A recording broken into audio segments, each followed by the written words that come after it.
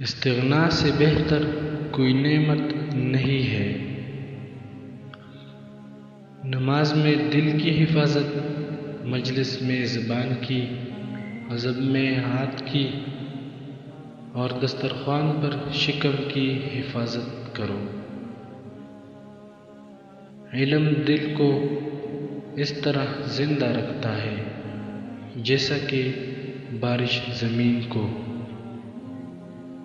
حکیم لقمان نے بیٹے کو نصیحت کرتے ہوئے کہا، بیٹا، دیانت اور ایمانداری کے بعد ایک مخلص اور دانا دوست کو تلاش کرنا ہرگز نہ بھولنا، کیونکہ ایک مخلص اور دانا دوست پھلدار درخت کی مانند ہوتا ہے